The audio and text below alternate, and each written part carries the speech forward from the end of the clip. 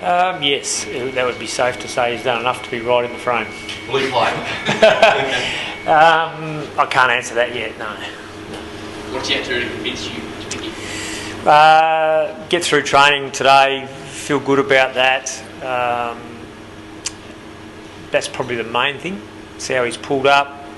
Can he go flat out today and still feel really good and believe he's ready to go? He's not going to come in at his best. That's going to be clear. But he's going to come in getting close to it in terms of fitness. But in terms of playing a full game of football at his absolute best, he hasn't done that yet. If he plays, John, do you think forward or midfield a bit of role, maybe fill the Lacroix role, or mostly in the midfield? They're all the things that I can't answer at the moment. We have to weigh up how we want to replace Lacroix and Marston, what types of players, what we think we can get out of Daniel in a full game, whether that's the best thing for the team this week with a couple of key players out. You know, if those two were playing, maybe there was a certainty Daniel might have come in, he could have played a lesser role. So there's a few things we have to weigh up like that. Is there a chance he might be the sub? That would be a chance as well, yeah. Yeah, that's a challenge, obviously, but one we're up for. Getting the right mix of our best players out on the field to play those roles. So we don't want to shuffle too much and have to take from one area to cover another area. We'll just try and find someone who can come in and impact us as a forward for Lacroix. But it's obviously a big blow because he is, one of the best in the competition in that role. Who are the leading candidates to fill in that role? For Lacroix?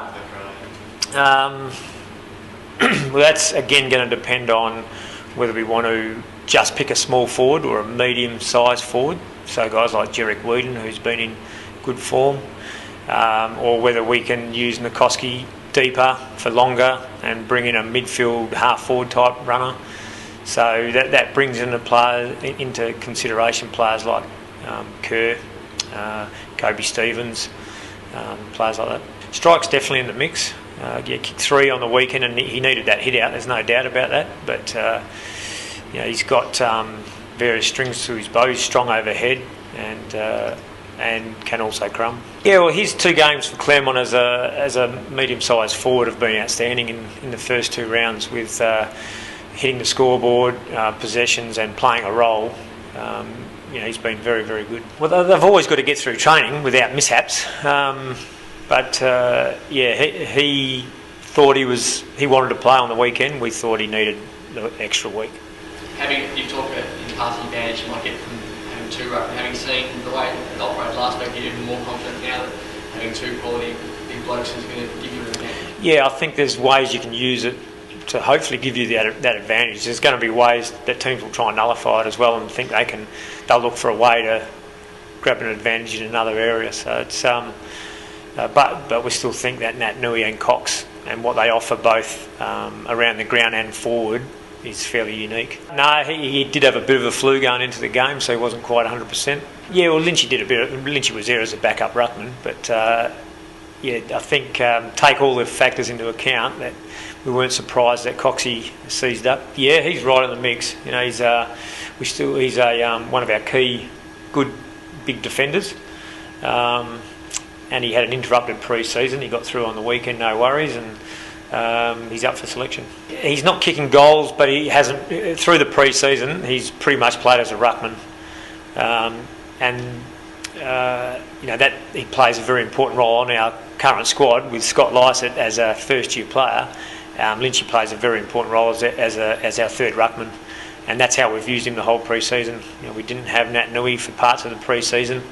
So Lynchy pretty much ruck. So I wouldn't say he still can't impact as a key forward. We know he's done that in the past, but the bonus for us is that we haven't had to use him in that role and we've been getting by. Yeah, well, it's an added thing to look at, which is we've only got 1 week of history and data to look at. So it is something that you take into account when you're looking at it, and from our perspective and from the opposition's perspective. Just on the sub rule, do you think the players were affected any more than last year with the 1 less player on the bench from that one? I think they had to have been because they had 1 less player on the bench. So regardless of whether you had an injury or not, they're affected. So teams that went through and through the round and didn't need to use their sub to replace an injured player were still affected more than they were last year. So that's why the rule was brought in. It is a change, and there was a change to how the games ran out.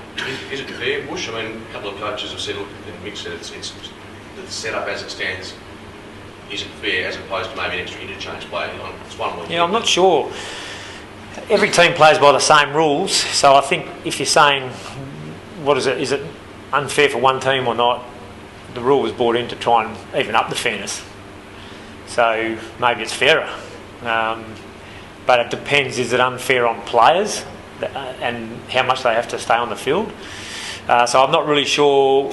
I would need to know what Mick was saying was fair or unfair. But from my perspective, we lost a player in the first 6 minutes of the game and we were able to replace him. So we were back on an even keel from that point on, and then we had another injury. Now that happened last year at times.